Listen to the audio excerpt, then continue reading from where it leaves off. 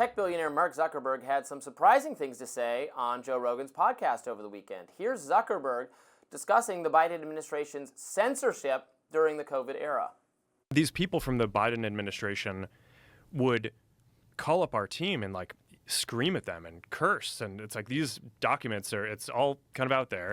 Did you record any of those phone calls? I don't think we but I think I want to listen. I mean, there are emails. the emails are published. It's all kind of out there. They wanted us to take down this meme of Leonardo DiCaprio looking at a TV talking about how 10 years from now or something, you're going to see an ad that says, okay, if you took a COVID vaccine, you're eligible for, for this kind of payment, this sort of class action lawsuit type meme.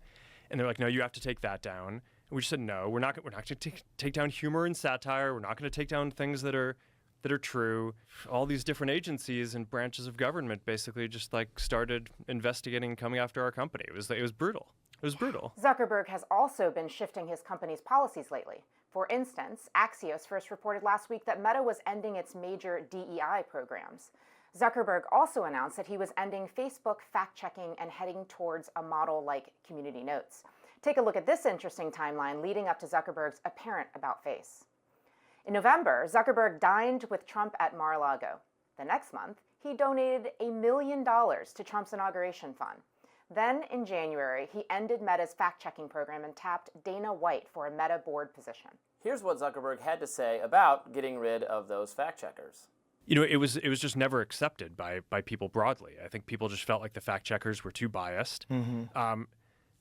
Not necessarily even so much in what they ruled, although sometimes I think people would disagree with that. A lot of the time, it was just what types of things they chose to even go and fact-check in the first place. So I kind of think after having gone through that whole exercise, it I don't know, it's something out of 1984, one of these books where it's just it really is a slippery slope. And it just got to a point where it's just, okay, this is destroying so much trust, especially in the United States, to have this program. On X, Barstool Sports founder Dave Portnoy wrote, Zuckerberg is such a spineless jellyfish. Somebody from Biden's team, unnamed, told his team to take stuff down, so he rolled over. Trump gets elected, and suddenly he's a new man. Founder of America's Frontline Doctors, Dr. Simone Gold, jumped in writing, wow, Mark Zuckerberg admits that the Biden administration demanded that Facebook actively censor and take down true posts about COVID-19 vaccine side effects. Many lives could have been saved if they simply allowed the truth. This was criminal. So in that interview with Joe Rogan, Mark Zuckerberg alludes to communications from federal bureaucrats from numerous agencies, including from the CDC. I've written at various points those emails. I obtained them, I've shared them, I've seen them. Longtime viewers will probably remember my past monologues about them. You can look for them if you haven't seen them. It is absolutely the case that those emails were insane to my knowledge, the degree to which the CDC tried to shape censorship policy at Meta, going well beyond things that taking down fraudulent quack cures or whatever for COVID. We would agree that stuff should be moderated, but to things like including the lab leak theory of the origins of COVID, something that is now not controversial, that agencies, including the FBI and the Energy Department, think is true. If you wrote the words lab leak on Facebook, they would get taken down. Lots of legitimate disagreements about whether mandates for vaccines or for masks were effective, or how much social distancing is effective, what level of mass protection is even effective. These are hotly debated subjects. They're still debated today. Anthony Fauci eventually came out and said he basically made up the 6 feet of social distancing rule on the spot. These were things that, in my view, heavy-handed moderation, because of these fact-checking organizations, the conversations were not able to be taking place on Facebook. So it's been very heartening to my mind to hear Zuckerberg admit that, yeah, we wish we hadn't done that. We felt pressure from the government, and now we think that was wrong. And if it happened again, we wouldn't listen to them. Well, very clear where you stand on these yes, free speech ideas, Robby. I think that it makes sense that you should have as much information as possible out there for people of good conscience to consume and do with as they will. The thing is, we don't live in a world where the misinformation and disinformation that you and I were talking about earlier is absent. The fact is, people were clearly online trying to dissuade individuals from life-saving vaccines in a really significant way at a time when literally millions of Americans and people around the world were losing their lives.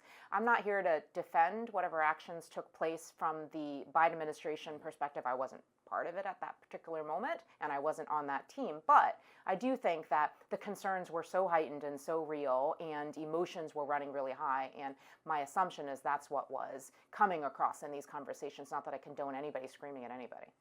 But I think a lot of people on the right, or a lot of dissenters on the subject, would say that, okay, it's let's concede that it's misinformation to overplay the negative side effects or consequences of vaccines, which I agree with. I don't think the vaccines are harmful. I got vaccinated, I got boosted, etc. I've been against vaccine mandates. I've not been against the vaccines themselves.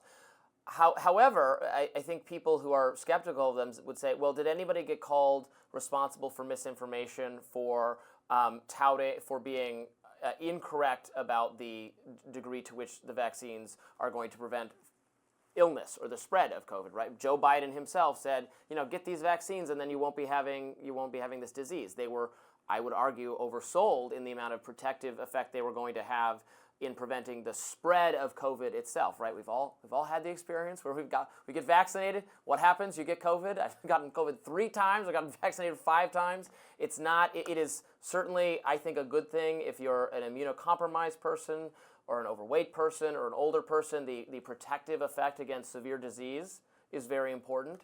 But otherwise, healthy people are not going to not get COVID because they got the vaccine, and that was a claim that was made by its advocates. That doesn't get counted as misinformation.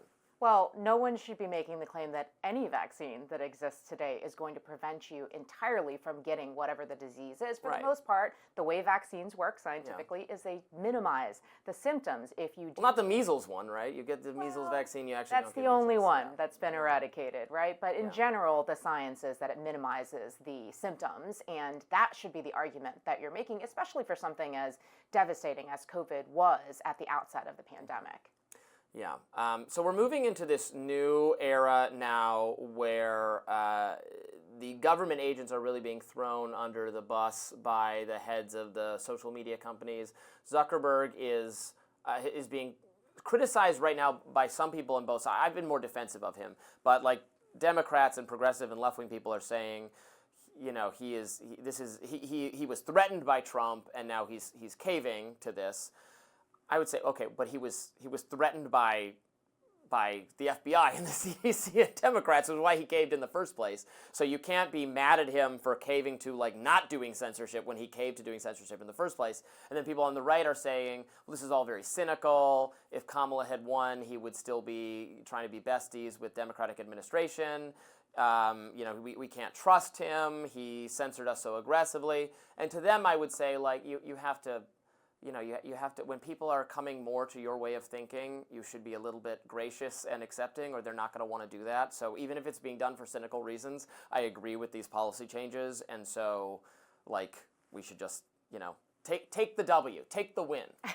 Well, I am not a cynical person, as you now know, Robby, but I'm going to say the cynical thing. Yeah. This is about the bottom line. Yeah. And it's always about the bottom line. It's always about the bottom line, but this is especially about the bottom line, in the same way as it was when he swung his policies in the opposite direction, what he's dismantling now.